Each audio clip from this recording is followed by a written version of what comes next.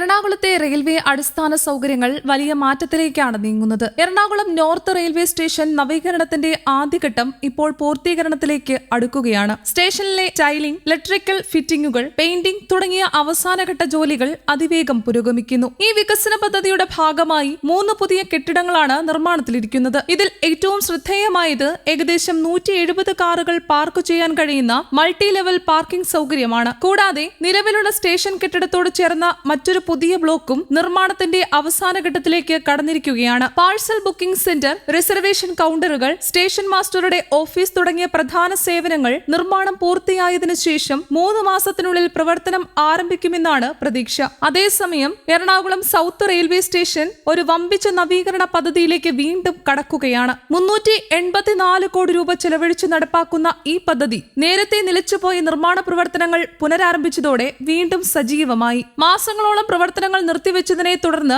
യാത്രക്കാരിൽ ആശങ്കയും അസൗകര്യങ്ങളും ഉണ്ടായിരുന്നു. മുൻപ് കരാർ ഏറ്റെടുത്തിരുന്ന കൊൽക്കത്ത ആസ്ഥാനമായ ബ്രിഡ്ജ് ആൻഡ് റൂഫ് കമ്പനിയെയാണ് ഈ വർഷം മെയ് മാസത്തിൽ മാറ്റിയത്. ഏകദേശം 5 മാസത്തോളം സ്റ്റേഷനിലെ നിർമ്മാണം പൂർണ്ണമായും നിലച്ചിരുന്നു. ഇതിനിടെ ഭാഗികമായി പൊളിച്ചു നീക്കിയ കെട്ടിടങ്ങളും പരിമിതമായ സൗകര്യങ്ങളും യാത്രക്കാരെ ബുദ്ധിമുട്ടിലാക്കി. ഇപ്പോൾ ഈ പദ്ധതി ഈറോഡ് ആസ്ഥാനമായ ശ്രീ വെങ്കടേശ്വര കൺസ്ട്രക്ഷൻ പ്രൈവറ്റ് ലിമിറ്റഡിന് കൈമാറിയതോടെ നിർമ്മാണം വീണ്ടും വേഗത കൈവരിച്ചിരിക്കുകയാണ്. 2022 ഓഗസ്റ്റിൽ 299 കോടി രൂപയുടെ ടെൻഡറോടെ ആരംഭിച്ച പദ്ധതി ഈ വർഷം ജൂലൈയോടെ പൂർത്തിയാക്കാനായിരുന്നു ആദ്യ ലക്ഷ്യം. എന്നാൽ പുതിയ കരാർ പ്രകാരം ചെലവ് 384 കോടി രൂപയായി ഉയർന്നിരിക്കുകയാണ്. 2 വർഷത്തിനുള്ളിൽ പൂർണ്ണമായ നവീകരണം പൂർത്തിയാക്കുക എന്നതാണ് ഇപ്പോഴത്തെ ലക്ഷ്യം. അതായത് 2027 അവസാനത്തോടെ പുതിയ സ്റ്റേഷൻ യാഥാർത്ഥ്യമാകുമെന്നാണ് പ്രതീക്ഷ. എന്നാൽ കൃത്യമായ മാസാടിസ്ഥാനത്തിലുള്ള സമയപട്ടിക ഇതുവരെ പുറത്തുവിട്ടിട്ടില്ല. പുതിയ രൂപകൽപ്പനയിൽ സ്റ്റേഷന്റെ കിഴക്കും പടിഞ്ഞാറും ഭാഗങ്ങളിലായി പ്രധാന കെട്ടിടങ്ങൾ ഉൾപ്പെടുന്നു. കിഴക്ക് ഭാഗത്ത് 3 നിലകളുള്ള ഒരു പ്രത്യേക ബ്ലോക്ക് ഉയരും. ഇവിടെ ടിക്കറ്റ് ബുക്കിംഗ് സൗകര്യങ്ങൾ, ചെറിയ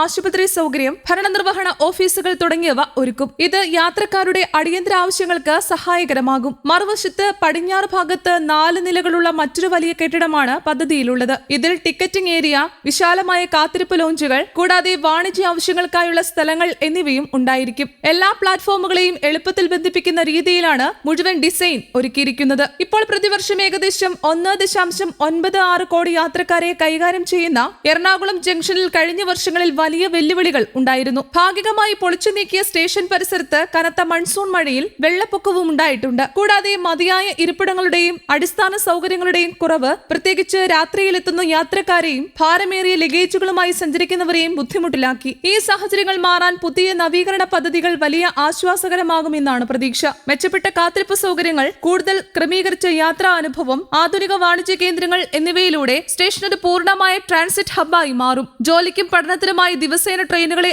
ആശ്രയിക്കുന്ന ആയിരക്കണക്കിന് ആളുകൾക്ക് ഇത് വലിയ സഹായകരമായിരിക്കും. News desk, Kerala Kaumudi.